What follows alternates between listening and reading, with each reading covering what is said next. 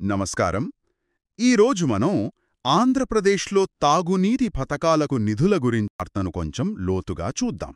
కూటమి ప్రభుత్వం ఒక కొత్త కార్పొరేషన్ పెట్టింది, Andhra Pradesh Jal Jeevan water supply corporation. దాని ద్వారా ఓ 10,000 కోట్లు అప్పు. అసలు ఈ ప్లానేంటి, ఎలా పనిచేస్తుంది, మరి పాత ప్రభుత్వాలేం చేశాయి, నిపుణులేమంటున్నారు? కొంచెం విడమర్చి చూద్దాం పదండి. మొదటగా రాష్ట్ర కేబినెట్ ఆమోదం పొందిందిది. ఆ తర్వాత పంచాయతీరాజ్ గ్రామీణాభివృద్ధి శాఖ నుంచి జీవోఎంఎస్ నం 72 జారీ అయింది. దీని ద్వారానే ఈ Andhra Pradesh Jal Jeevan water supply corporation ఏర్పాటైంది. దీని ముఖ్య ఉద్దేశ్యం అంటే ప్రభుత్వరంగ బ్యాంకులు, వేరే ఆర్థిక సంస్థల నుంచి ఆ 10,000 కోట్ల రుణం తీసుకోవడం. అంటే కేవలం అప్పు కోసమే ఈ కార్పొరేషనా? మరి దీని స్ట్రక్చర్ ఏంటి, ఎవరు నడుపుతారు? ప్రధానంగా రుణసేకరణే లక్ష్యంలా కనిపిస్తోంది. కంపెనీల చట్టం కింద పెట్టారు ఆథరైజ్డ్ క్యాపిటల్ ₹1,00,00,000. అందులో ప్రభుత్వం ఒక 25 లక్షలు పేడప్ క్యాపిటల్గా ఇస్తోంది. ఇక నిర్వహణ విషయానికొస్తే PR&RD ముఖ్య కార్యదర్శి చైర్మన్గా ఉంటారు. RWSENC ఉంటారు కదా, వారు ప్రస్తుతానికి తాత్కాలిక ఎండి. గొల్లపూడిలో ఆఫీస్. మరి దీని ప్రారంభ ఖర్చులకు ఓ 15 కోట్లు ప్రభుత్వం ఇస్తోంది. ఇంతకీ ఈ 10,000 కోట్ల పెద్ద మొత్తం దేనికి వాడతారు? జలజీవన్ మిషన్ అన్నారు గదా. కేంద్ర ప్రభుత్వ జలజీవన్ మిషన్ ఉంది కదా, ఇంటింటికి కొళాయి ఇవ్వాలనేది ఆ లక్ష్యం. మన రాష్ట్రంలో ఇంకా ఓ 25 లక్షల ఇళ్లకు, అంటే దాదాపుగా కనెక్షన్లు ఇవ్వాల్సి ఉంది. ఈ మొత్తం ప్రాజెక్టుకు అయ్యే ఖర్చులో కేంద్రం వాటా పోతుంది. ఆ తర్వాత రాష్ట్ర ప్రభుత్వం భరించాల్సింది సుమారు 12,482 కోట్లు. ఇప్పుడు ఈ కార్పొరేషన్ ద్వారా తెచ్చే 10,000 కోట్లు అప్పు ఆ రాష్ట్ర వాటా కింద జమ చేస్తారన్నమాట. మరి మిగిలిన 2,000 చిల్లర కోట్లు? అది బడ్జెట్ నుంచి కేటాయిస్తామని జీవోలో చెప్పారు. ఇక్కడ ఆసక్తికరమైన విషయం, ఇంత పెద్ద అప్పును మరి తిరిగి ఎలా కడతారు? ప్లాన్ ఏంటి?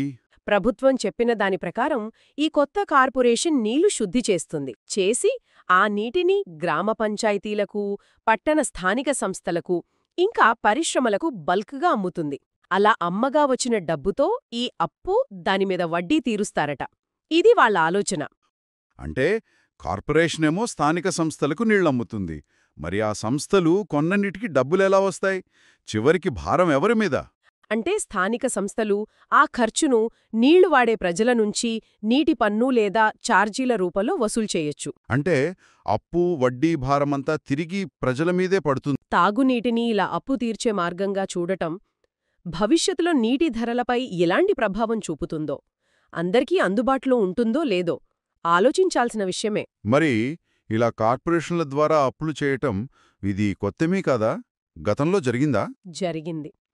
అంటే 2014-19 మధ్య తెలుగుదేశం ప్రభుత్వం కూడా అప్పటికే ఉన్న నీటి పథకాలను షూరిటీగా పెట్టి 100 కోట్లు అప్పు తెచ్చింది. మరి వైఎస్ జగన్మోహన్ రెడ్డి ప్రభుత్వం టైంలో అప్పుడెలా ఉండేది? ఆ ప్రభుత్వం ఇలా ప్రత్యేకంగా కార్పొరేషన్లు పెట్టి అప్పులు చేయలే. ఉద్దానం లాంటి ప్రాజెక్టులు పూర్తి చేశారు. జలజీవన్ కింద దాదాపు 39 లక్షల కొత్త కనెక్షన్లు ఇచ్చారు. ప్రభుత్వ లెక్కలు చెప్తున్నాయి. అయితే ప్రభుత్వం మొదలుపెట్టిన కొన్ని పనుల టెండర్లను ఇప్పుడు ఈ ప్రభుత్వం రద్దు చేసి మళ్లీ కొత్తగా పిలిచిందని. గత అనుభవాలు, ఆరోపణలిలా ఉంటే మరి ఇప్పుడు ఈ కొత్త కార్పొరేషన్ అప్పు, ఇది నిబంధనలకు ఓకేనా? కేంద్ర పథకాలకు రాష్ట్ర వాటా బడ్జెట్ నుంచే ఇవ్వాలి గదా. ఇది చాలా కీలకమైన పాయింట్.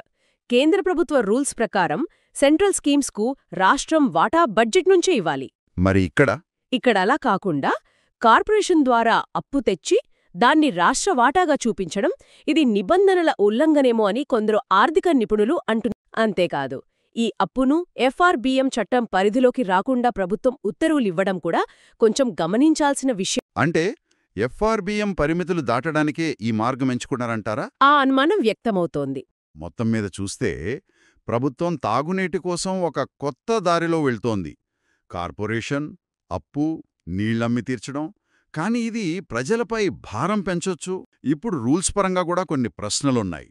కొత్త కార్పొరేషన్, పెద్ద రుణం, నీటి అమ్మకాల ద్వారా తిరిగి చెల్లింపు ప్లాన్, గత ప్రభుత్వాల విధానాలతో తేడాలు, కొన్ని ఆర్థిక నిబంధనలపై సందేహాలు, ఇవే ముఖ్యాంశాలు. మరిది ఎంతవరకు వర్కౌట్ అవుతుందో చూడాలి. ముగించే ముందు ఒక ప్రశ్న. మౌలిక సదుపాయాలు, నీళ్లు లాంటివి చాలా ముఖ్యం. వాటికి నిధులు కావాలి. కానీ ఆ నిధుల కోసం ప్రభుత్వాలు ఎంచుకునే దారులు, వాటి వల్ల దీర్ఘకాలంలో ఆర్థికంగా ఎలాంటి ప్రభావాలుంటాయి, ముఖ్యంగా ప్రజలపై భారం పడకుండా ఆ సమతుల్యత ఎలా సాధించాలి, ఇది మనం ఆలోచించుకోవాల్సిన విషయం.